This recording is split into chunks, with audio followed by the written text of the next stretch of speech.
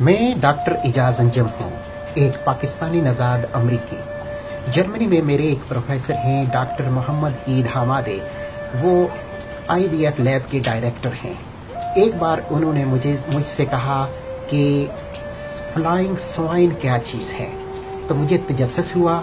उसके बारे में मैंने रिसर्च शुरू की और जो रिज़ल्ट मेरे पास आए वो मैं आपसे शेयर करना चाहता हूँ।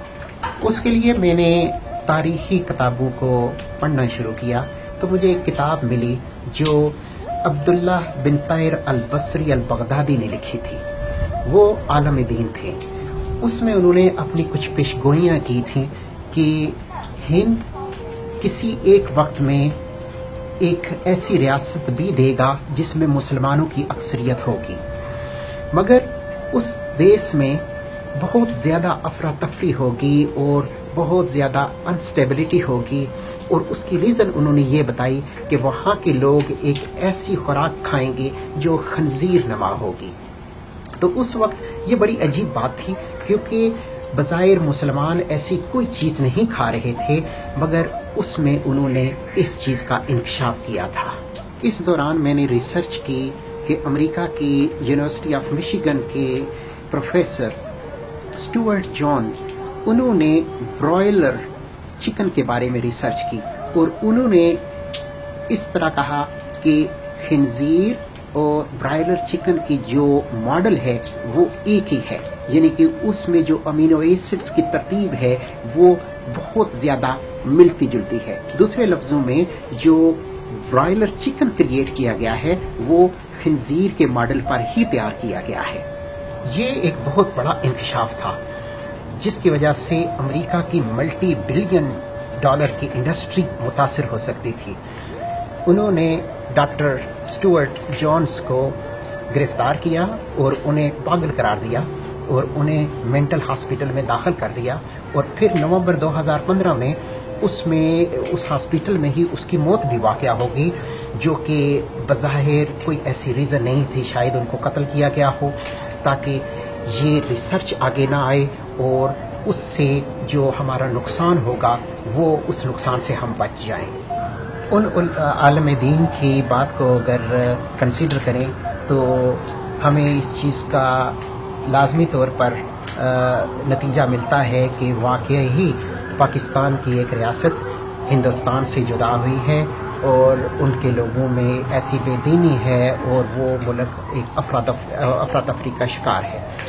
तो एक तो बात ज़ाहिर हो गई, और दूसरी बात जो उन्होंने वहाँ लिखी थी कि वो खंजीर नमा चीज़ खाएंगे, तो उसके बारे में भी ये रिसर्च सामने आ गई है कि वो दरअसल ब्रॉयलर चिकन है जिसकी तरतीब तकरीबन खंजीर के गोश्त से ही मिलती है और उसको उसी मॉडल से ही तैयार किया गया है जिस तरह खंजीर को तैयार किया गया है। यानी कि इन दोनों में जो केमिकल मेकअप है, उनकी अमीनो एसिड्स की तरतीब है, वो तकरीबन मिलती जुलती है।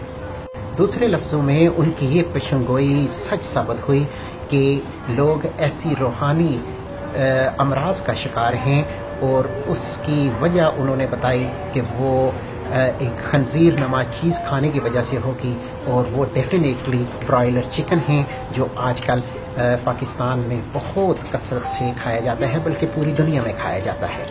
ब्रॉयलर चिकन तिब्बी तौर पर भी नुकसानदेह हैं।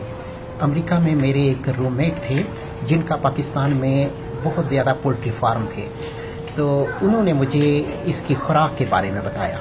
उन्होंने कहा कि हम जो खुराक लाते थे वो दरअसल खून से और बाकी मरी हुई चीज़ों से और मरी हुई मुर्गियों से, या मुर्गियों के जो फुजलात होते हैं, जो मुर्गियों की जो आमतें वगैरह होती हैं शाम को दुकानदारों के पास बच जाती हैं, वो सारे इकट्ठी करते हैं, उसमें कुछ और चीज़ें डालते हैं, कुछ गंदम डालते हैं, कुछ और केमिकल्स डालते हैं, गंदी चीज़ें, और उसके बाद उसको प्रोसेस करते हैं और उसके बाद उससे खुराक बनाई जाती है। तो जब वो खुराक बन जाती है तो उस खुराक को फिर उन मुर्गियों को खिलाया जाता है और उसमें हार्मोन्स भी डाले जाते हैं, ग्रोथ हार्मोन।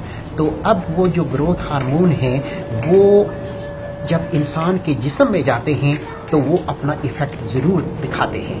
जैसे जिन घरों में ये ब्रॉयलर चिकन बहुत ज़्यादा खाया जाता है, وہاں کی جو بچے ہیں، خاص طور پر بچیاں، وہ وقت سے پہلے ہی بالغ ہو جاتی ہیں. جیسے لوگوں کو 13 14 15 سال کی عمر میں بالغ ہونا چاہیے، لیکن یہاں پر تو 8 9 سال کے بچے بھی بالغ ہو جاتے ہیں. وہ تو ایک جو چھوٹی بچی ہے وہ پوری ایک خاتون بن جاتی ہے. تو کیونکہ وہ جو گروتھ ہارمون ہیں اس چکن میں، وہ اس کے جسم میں جاتے ہیں اور ڈیفینیٹلی اس کو متاثر کرتے ہیں، اور اس کا بھی سسٹم انہینس ہو جاتا ہے گروتھ کا، جس کی وجہ سے وہ بڑی لگنے لگتی ہیں. اور اس کے علاوہ چونکہ یہ خوراک، اس میں میوٹیشن ہوتی ہے، یہ اس چکن کو ڈالتے ہیں اور اس چکن نے ڈیڑھ مہینے میں 2 کلو ہونا ہوتا ہے. تو اب چونکہ اتنی جلدی سے کوئی چیز گرو کرتی ہو تو وہ اتنی زیادہ اس کے گوشت میں میوٹیشن ہو جاتی ہے، جو کہ انسان کے اندر جا کر بھی بہت خرابیاں کر سکتی ہے. اور جو آج کل کینسر کے بہت زیادہ کیسز ہیں، ان کا بھی یہ ایک حصہ ہے. اور یہ خوراک اتنی ہیلدی خوراک نہیں ہے، جس کی وجہ سے لوگوں کو بہت ساری بیماریوں کا سامنا کرنا پڑ رہا ہے. اب چونکہ اس تاریخی کتاب اور جدید ریسرچ سے یہ ثابت ہو چکا ہے کہ برائلر چکن دراصل ایک بہت انہیلدی غذا ہے، جس میں پوٹینشیل ہے کینسر کا بھی، جس میں پوٹینشیل ہے گروتھ کا بھی، اور یہ حلال بھی نہیں ہے. اور کچھ لوگ کہتے ہیں کہ یہ چونکہ 35% حلال ہے اور 35% حرام ہے اور 65% یہ حلال ہے، تو چونکہ یہ غالب امکان یہی ہے کہ یہ حلال ہے. لیکن جو دیسی مرغی ہوتی ہے اس کے بارے میں بھی ایک حدیث ہے جس کا مفہوم ہے کہ اس کو بھی اگر آپ نے کھانا ہو تو اس کو آپ 3 دن کے لیے باندھ کر رکھیں، کیونکہ وہ باہر سے گندی مندی چیزیں کھاتی رہتی ہے اور اس کے جسم میں بھی، اس کے گوشت میں بھی اس کی تاثیر ہوتی ہے. تو اب اس سے بچنے کے لیے انہوں نے کہا کہ اس کو 3 دن کے لیے باندھ کر رکھیں.